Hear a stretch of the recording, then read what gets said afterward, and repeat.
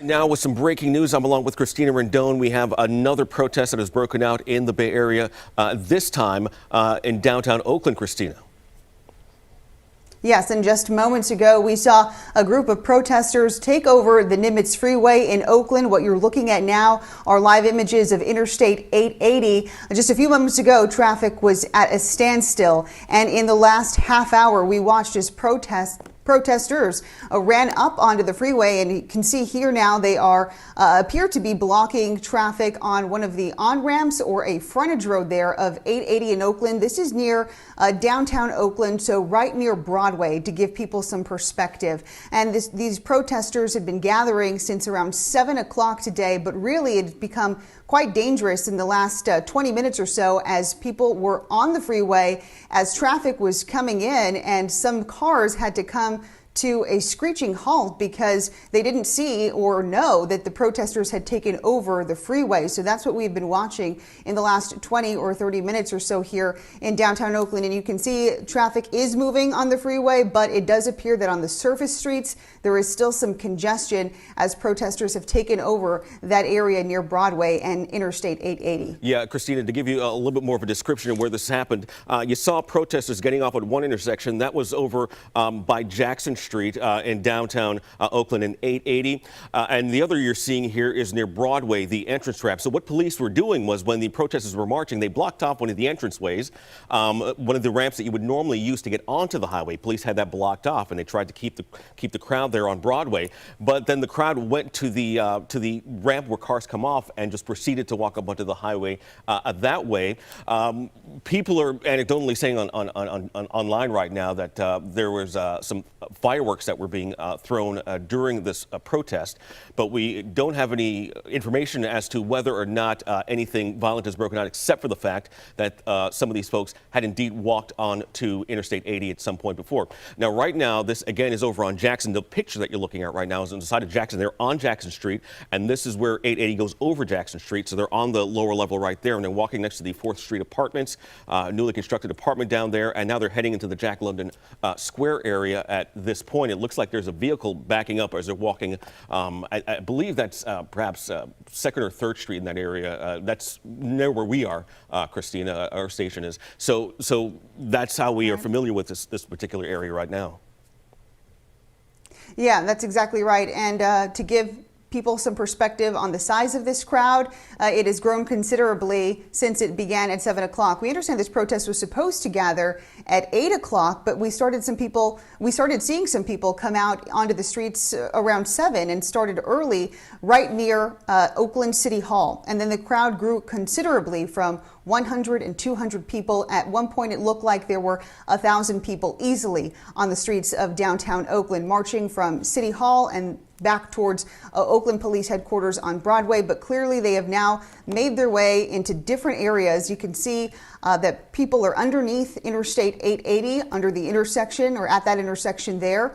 We have seen police officers standing in a line blocking certain intersections. In fact, it looked like earlier we were watching one of the areas, and it appeared to be the entrance to the tunnel for Alameda, the Webster Tunnel, and that appeared to be blocked off by a number of police officers there. Our image is getting a little blurred here, but you can see that crowd is making its way. They seem to be walking back and forth between different locations here. And so far, it appears that things have remained peaceful, but hundreds strong marching in the streets of Oakland now in response to the death of George Floyd in Minneapolis earlier this week, and for the fact that they are calling for justice in this case.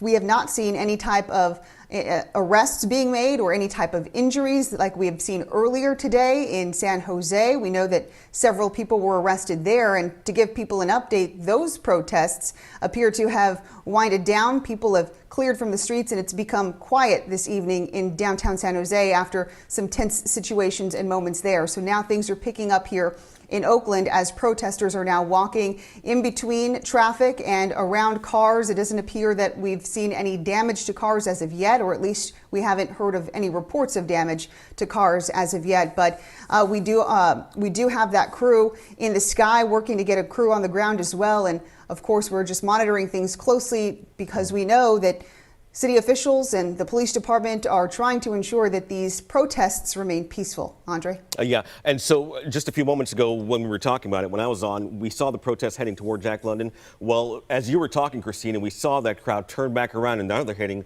toward downtown again. So they went back underneath 880 by that Jackson Street exit off of 880, and now they've gone down, they've crossed over.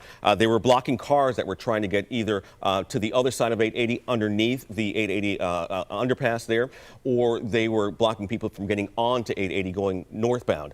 And right now the folks are going down that street. They look like they're heading toward, at least they're a few blocks away right now from the Oakland Police Department protesting. We have not heard any word of any damage being committed yet.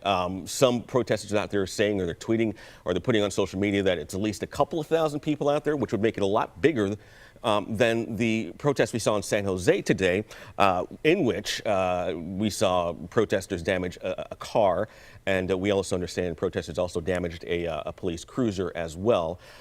But comparatively speaking here, when we're talking about some of the things we're seeing across the country, in Minneapolis, Atlanta, those areas right now, our protests have been fairly low-key, is probably a best term to describe our protests, our demonstrations here versus what we've seen across the country.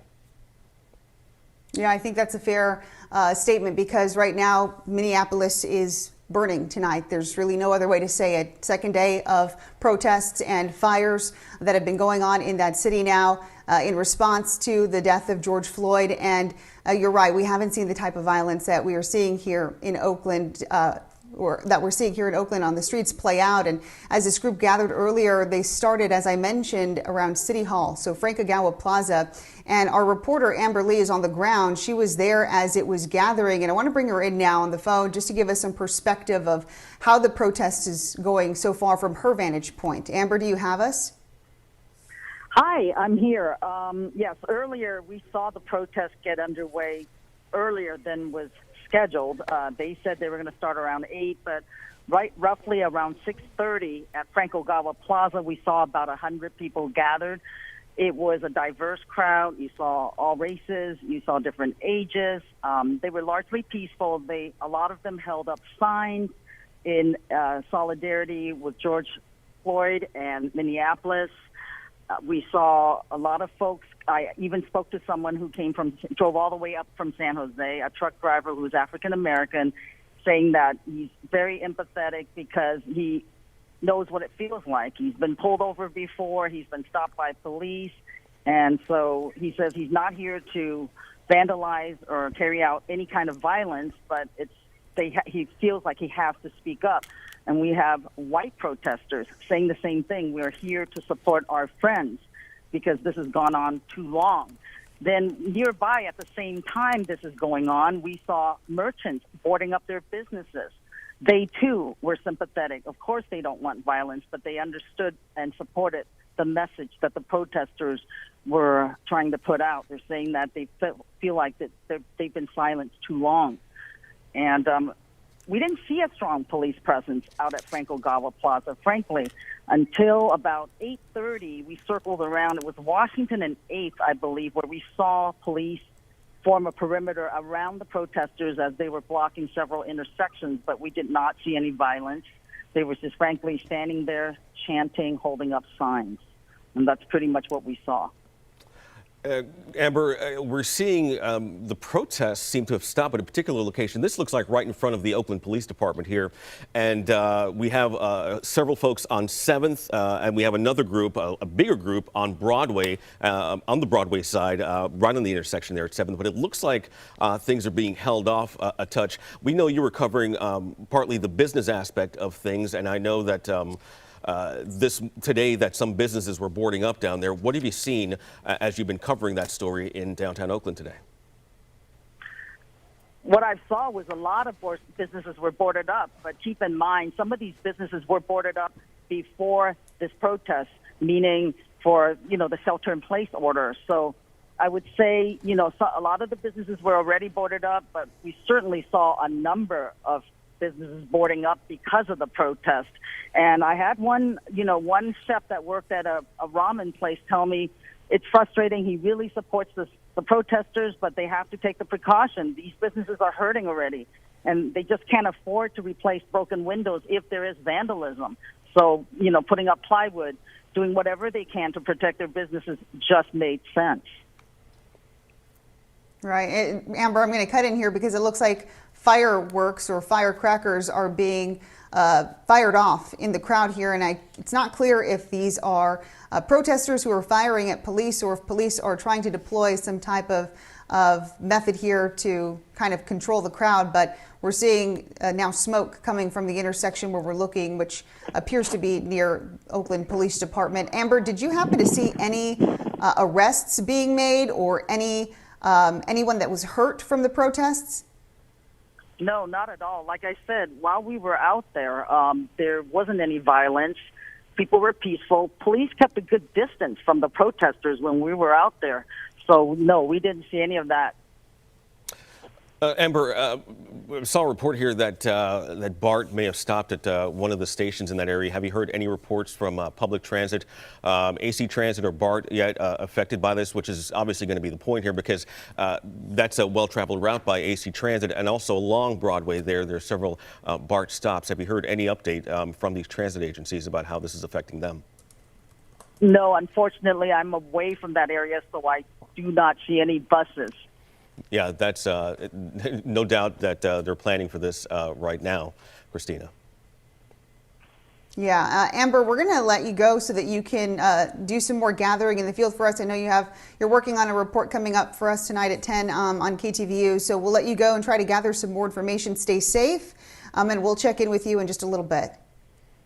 Thank you. I'll see you.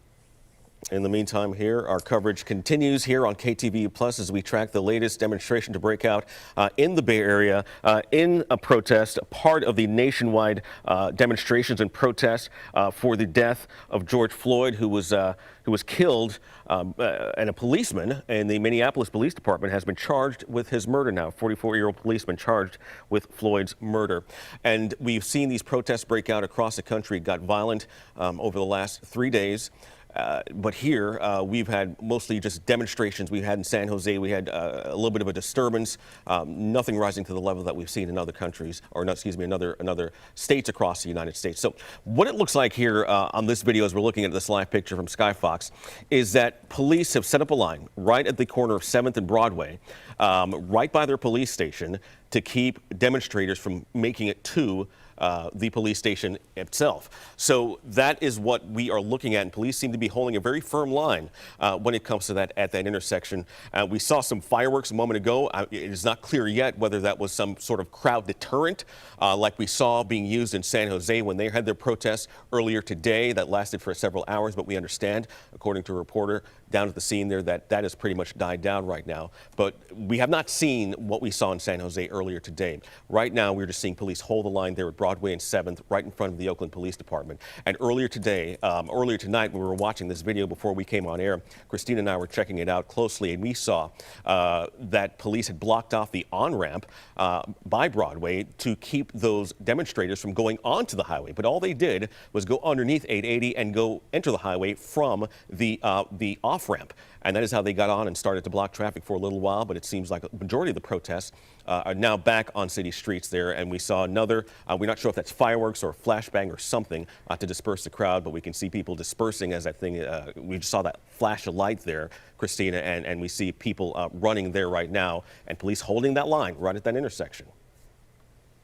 Right, and it's also because it's at night and it's dark, it's kind of hard to tell if any damage has been done to any of the businesses in that area. We know that was a big concern for a lot of business owners in the community. They were worried about tonight's protest, but understandably they wanted to sympathize and say they understand with protesters and their cause.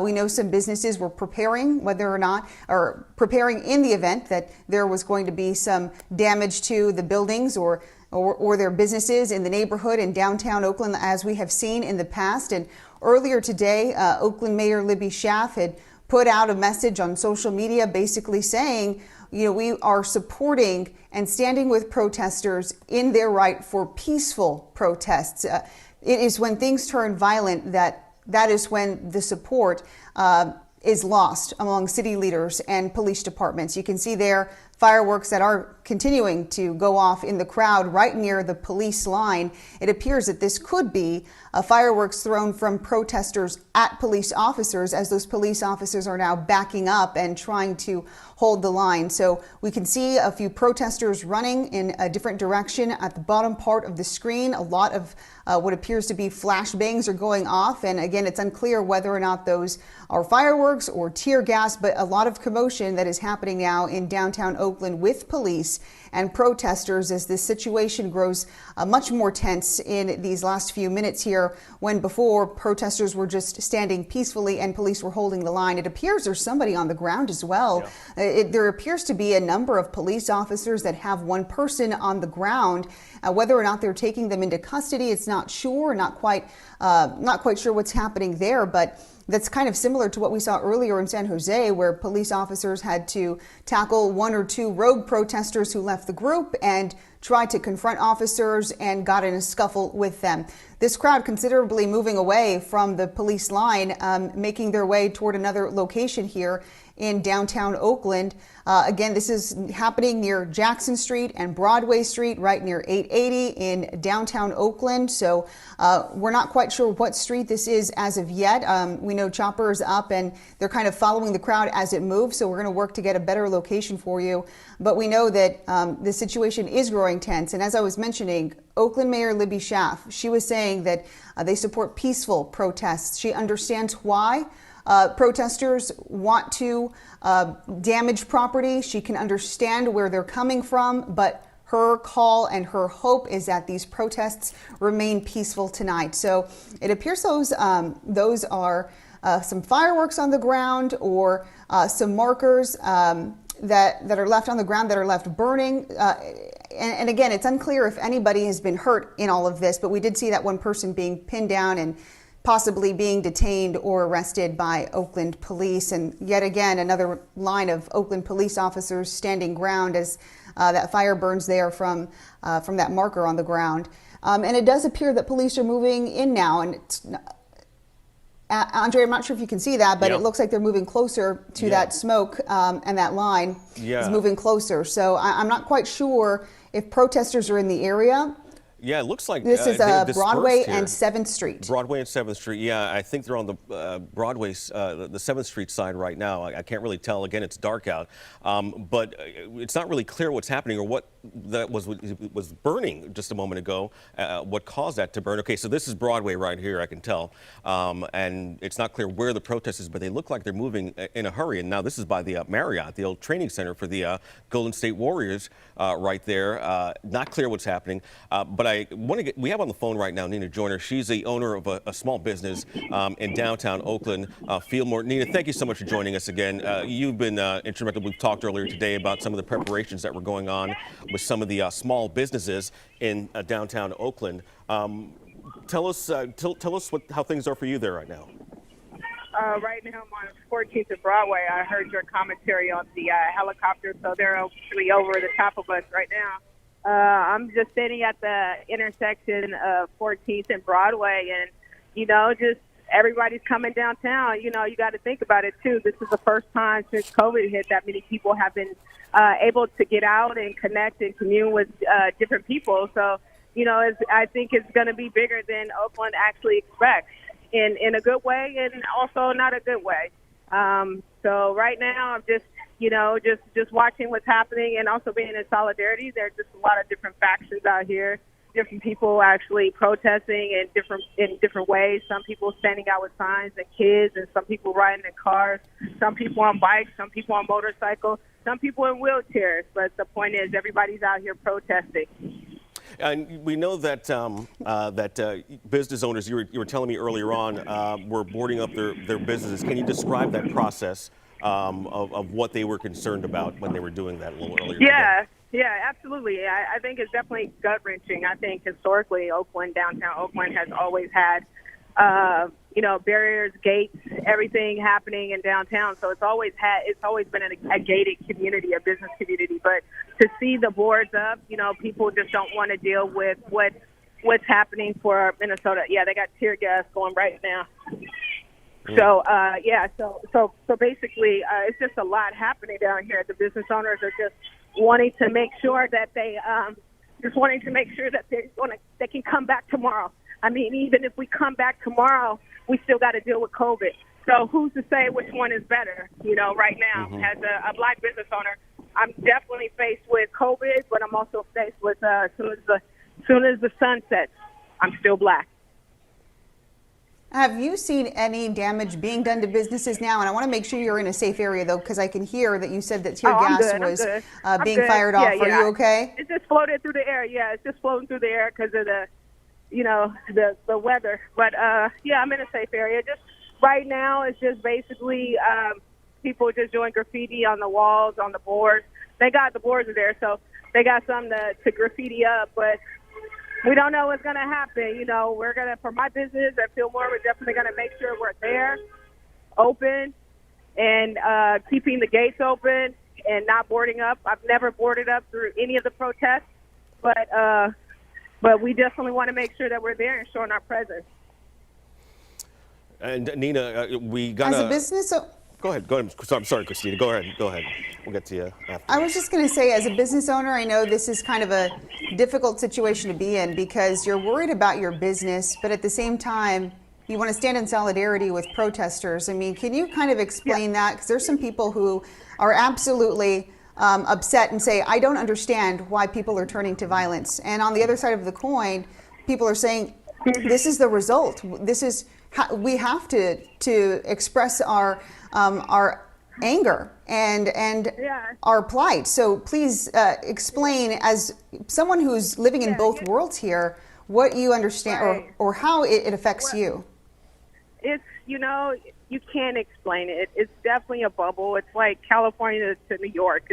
We're in a bubble. Nobody can explain it. No one can tell you what it feels like to be black unless you're black. No one can tell you what it's like to be Asian unless you're really Asian. I just feel like, my perspective is that you still have to support, you still have to urge progress and also urge policy, and in hopes that out of some of this comes true policy that supports the narrative of safer policing in communities, if that is a thing for some people. But we definitely want to make sure that policy is actually enacted, that there's care that's being taken for lives, not just black lives, but other people's lives as well, because as one is affected, we're all affected systemically. And so we want to make sure that, and I say I think people want policy that really proves that they care about people. It doesn't matter what they look like, that they care about queer people. We got gay pride coming up, that they care about Asian community because, nail community and the racism that happens with that, care about the black community, care about the trans community. People just need to know that they're cared about. And I think hopefully policy is that one line in the sand that gives people hope that they're going to do the right thing around people. Nina Joyner, a small business owner, her shop down on Telegraph right by Broadway, Fieldmore. Been there for a few years now. Nina, thank you so much for sharing what you're experiencing down there with us. Be careful out there right now, and we'll check in with you a little later on tonight because we know you are an Oakland born and bred person and you're very deeply rooted in this community, so we'll check in with you a little later and be safe out there. All right, we're joined. Absolutely. All right. Thanks, Nina. All right, we're joined now by Mark Nouveau, former FEMA appointee, to talk a little bit more about what is happening here tonight. Mark, thank you so much for joining us on a night here that is definitely turning into a very active night in downtown Oakland. A much bigger crowd than what we saw in San Jose earlier today. Oakland joining the protests across the nation right now for George Floyd. Give us your thoughts as you're watching these pictures live right now and just the size and enormity of what police are dealing with right now. Yeah, good evening to both of you. It's just phenomenal. Sad, heartbreaking. People have reached a breaking point, and that's what they're trying to express. I mean, we're seeing it across the country. It was a flashpoint, with George Floyd. The frustrating part, I'm sure, for the police officers in this case, it's a catch-22 all across the country, because most of them, 99.9% of those would tell you that they agree with the protesters. They think the 4 police officers should stand trial. It's brought a bad name to the policing business, and it's frustrated, and now they're having to react to those actions. So they're empathetic, but they've got to maintain order. It's a real catch-22 for them from an internal standpoint. Mark, can you just give us some perspective here for the type of planning that goes into a police response for a protest like this? You just said it's a catch-22, and I also think there's a very fine line here. People are protesting because a man died in police custody, and so how does that change the way that these current officers approach protests tonight? Well, it depends upon the size and the sophistication of the city. Each city is going to be a little bit different. Those who experience large crowds, protests, they call it events of national significance is the title that's used within the business. And what that means is it's going to take all hands. It's going to take a multitude of resources within the police department, the fire departments, the other departments within the city to try and manage this. They've trained, most police departments train in terms of crowd control, how to use different types of techniques. What we're seeing for the most part is evasive techniques, trying to disperse the crowd, move the crowds, etc. We are seeing some deployment of tear gas, but not as much as you would think. They're just trying to keep control. You notice they're trying to protect targeted areas. In San Jose, it was City Hall. So not only are they trying to allow people to kind of protest, they're trying to find this balance of let them voice, but also protect the communities that they serve. They can't have anarchy and have the entire city overrun. So they're having to, implement different crowd control, protest control techniques, and that's what you're seeing tonight. Mark, I do want to ask you, as I saw this earlier in San Jose, and I also see it now, the tear gas. One of our reporters, Jesse Gary, got hit with a little bit of it, and you heard Nina Joyner just a moment ago kind of coughing a little bit when she got a whiff of it in the air. You're using this, obviously, as a crowd control measure here, the tear gas. I've never been hit with tear gas, but what does that do to the crowd when it's fired into them? Yeah, it's very difficult, without a mask, and even with a mask at times that'll get into your eyes. It mixes with the sweat and can create difficult problems. For most people, they probably have exposure to pepper spray. That's the self-defense that people can buy in the little spray cans, and we've had that word go off, and we kind of get a very small whiff of that. Well, that type of a deterrent is very minor versus the tear gas. So the tear gas, once that's fired and used, you'll see crowds disperse. And it is, one of the techniques they're trying to de-escalate the incident. They're using the tear gas in the hopes that will disperse or move the crowd so you don't get into a more spun-up situation.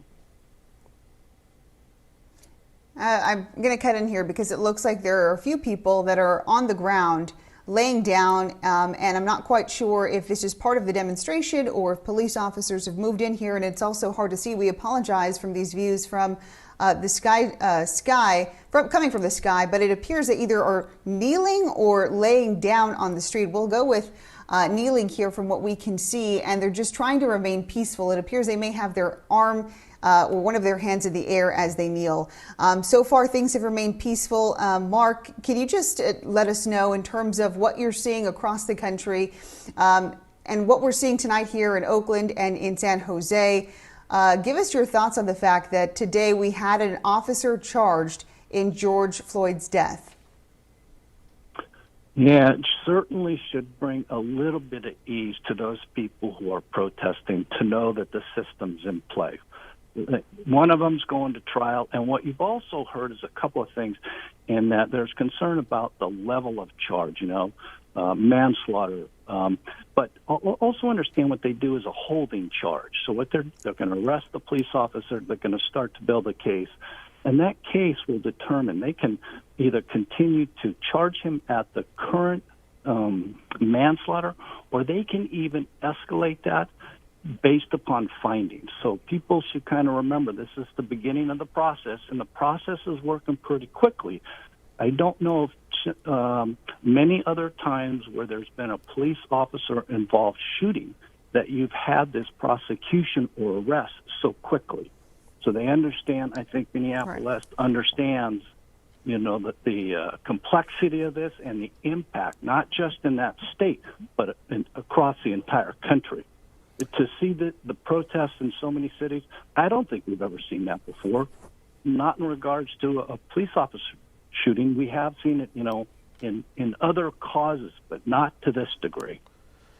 As we're looking at these pictures now, Christina, they look like they were holding their hands up, which is something that we've seen commonly when we see these protests over the last few years in which a police officer is accused of doing something to someone who is African American or black. They seem to be kneeling on the ground when there was a close-up shot there, and with their hands in the air. Hands up, don't shoot is one of the chants that they usually say at this particular point. Right now, I can't tell what intersection this is at, but this is also in downtown. It looks like cars that we're trying to get through there are stopped at the moment right now. Mark, you're used to dealing with these situations where dealing with mass crowds. How delicate is a situation like this for the police, knowing that you have these folks who need to express themselves in this way, but you also have to keep law and order? Put us in the position of a law enforcement officer at this point in terms of where their head is. Yeah, very challenged, and they recognize that they're there to serve and protect the community at large. They recognize people are frustrated, and rightfully so. They're taught as they go through this training to use restraint, to try and do everything they can to not allow people to bait them into a confrontation. That's not what they're there for. But they're also human. So it's a battle between, I've got to do my job here. That's the larger equation. That's a larger picture. But I'm also challenged as an individual that I can't allow somebody who's very, very upset and expressing themselves to bait me into a confrontation that can escalate. So they're having to use great restraint, be organized, work as a group, move as a group, be respectful, move the crowd in an organized manner.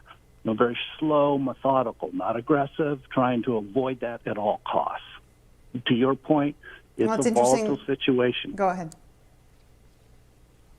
Yeah, it is a volatile situation, and I just wanted to cut in and say that just a few minutes ago, we're hearing from the police chief down in San Jose, where protests were there earlier. Just a few minutes ago, he tweeted, "We're angry as well, and we've made that clear. We've allowed peaceful protests, but we will not tolerate lawlessness." And that was also the message coming from Oakland Mayor Libby Schaaf tonight. And I think at this point, that's really the hope, is that things are going to stay peaceful and there would be minimal damage to businesses in downtown Oakland and in San Jose, although we know that San Jose City Hall was spray painted and vandalized as well in tonight's protests. Mark, any final thoughts that you can leave us with before we let you go, just about these crowds and whether or not you anticipate this could possibly get worse? Well, there's certainly a potential that it could. I mean, that is going to be dependent upon certainly the protesters.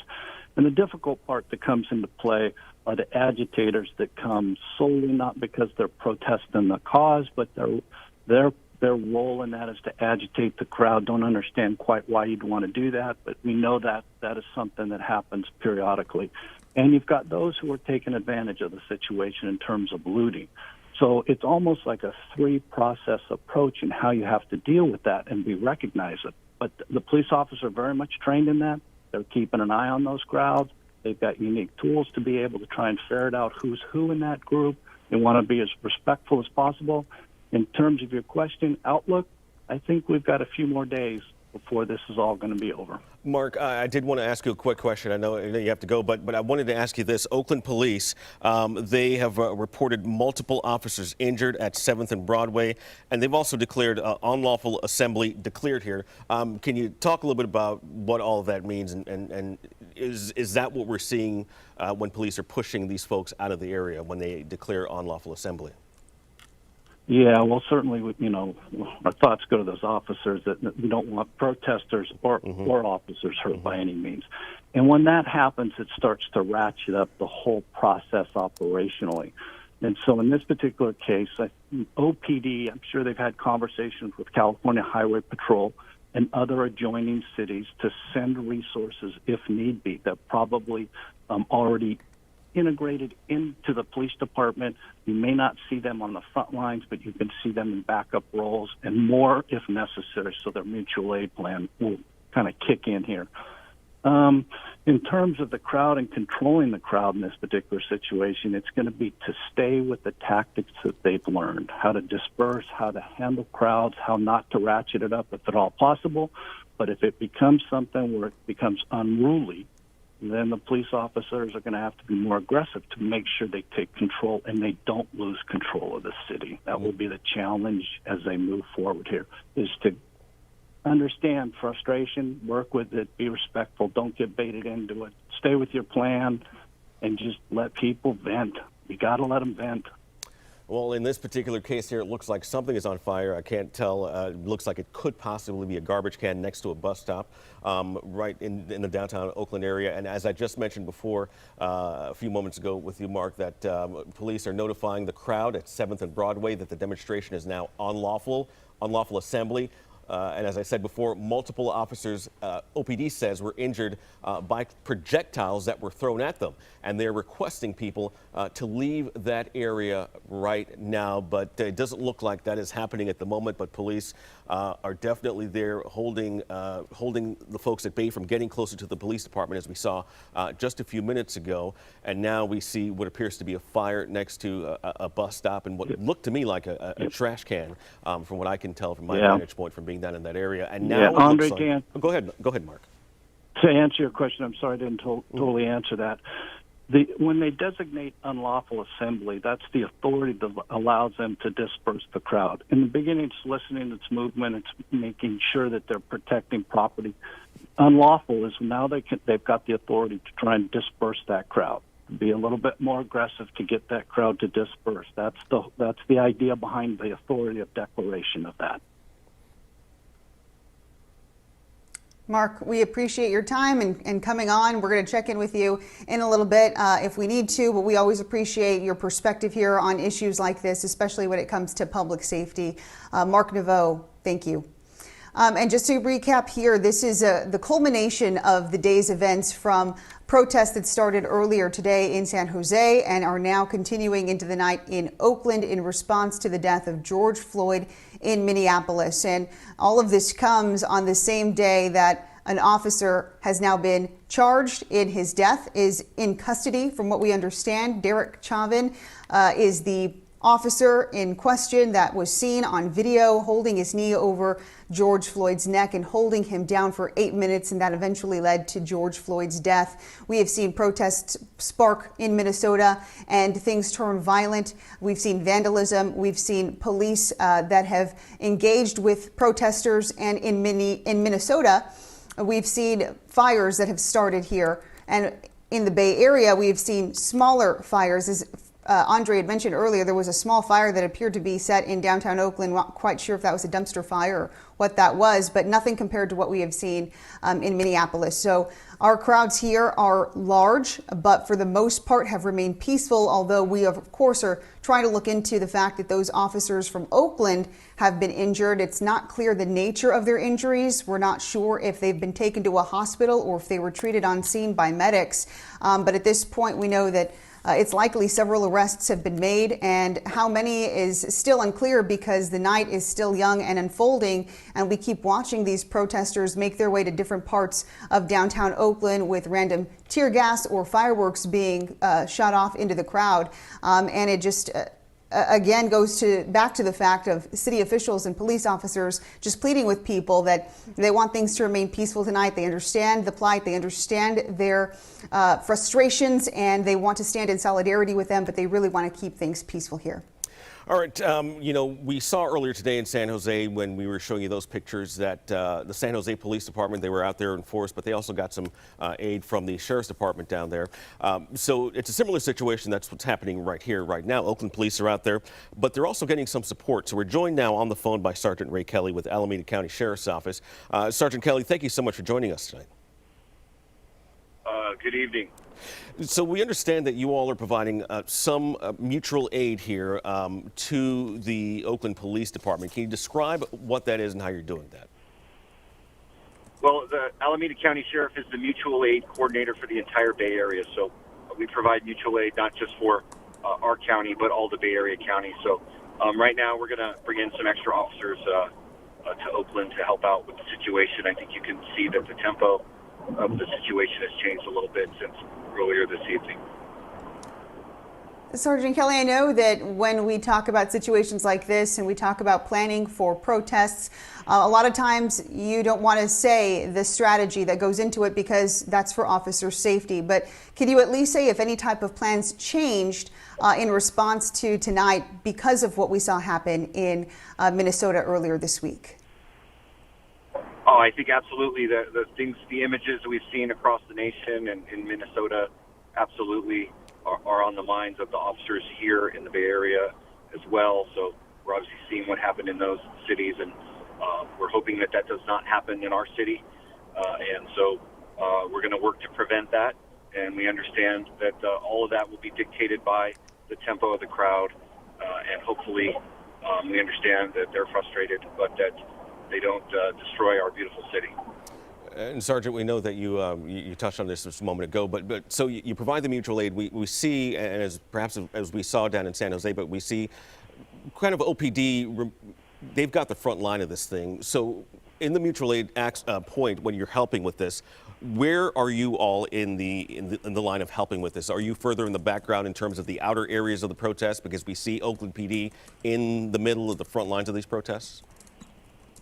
Oh, we have deputies that are out there as well, but one of the things about this is it's about being organized in a unified command and making sure that we're all operating in a similar way, and that we're, being reasonable in our approach and our tactics, and that we don't in any way try to incite things and make it worse. So it's a very minute-to-minute, second-by-second pulse check of the crowd to make sure, things are going in a way that you want them to, and then planning for any contingencies that may come up or emergencies.